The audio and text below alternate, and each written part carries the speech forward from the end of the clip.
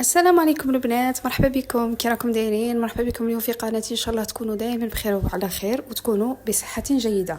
اليوم غادي ندير معكم المسكوتشو تاع اللي راه طوندونس اللي يخدموه في الاعراس ولا الحفلات. دوك نعطيكم الوصفه بالتفصيل البنات وبمقادير جد مضبوطه. هنايا في اناء جبت حبه تاع البيض، كاس الا ربع تاع السكر العادي، نخلطوه مليح مليح حتى يبيض الخليط البنات.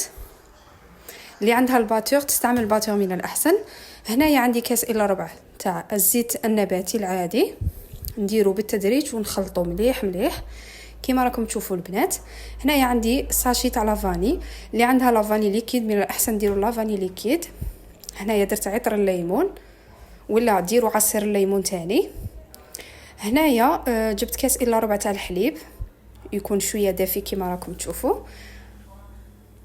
بعد ما خلطت كامل المقادير مليح مليح، هنايا غادي نجيب الكاس الاول تاع الفارينه كيما راكم تشوفوا. بعد ما كنت غربلتها مليح مليح، هنايا غادي نديروا الكاس الاول ونديروا كيس ونص تاع الخميره الكيميائيه البنات، ماشي 2 اكياس، نديروا كيس ونص تاع الخميره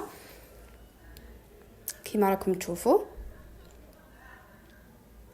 هايا لا زدت نصف كيس تاني. هنايا غادي نخلط مليح مليح ونزيد الكاس تاني تاع الفارينه. يعني هنايا تدي لكم حوالي 2 كيسان وربع ولا 2 كيسان ونص، يعني على حسب الفارينه. كاين الفارينه اللي تشرب وكاين الفارينه اللي ما تشربش كيما راكم تشوفوا. هنايا انا عطيتكم المقادير بالضبط البنات. شوفوا الخليط تاعكم ما ديروه خفيف ما ديروه ثقيل بزاف، يعني ماذا بيكم ديروه شويه خفيف باش القوام تاع الكيك يجينا شباب ويجينا مثقب من الداخل كيما راكم تشوفوا. هنايا شوفوا القوام تاعها كيفاش داير. انا غادي نزيد غير شويه هذاك، نكمل هذاك الكاس ونخلطو مليح مليح. هنا نجيب القوالب تاوعي دوك نوريهم لكم. شوفوا القوام،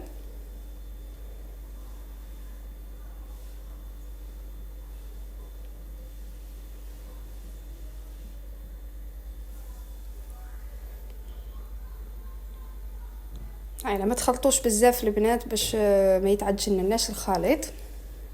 يعني على قد ما تزيدوا الفارينه وتلقاو القوام تاعكم هذاك هو، حبسوا التخلاط.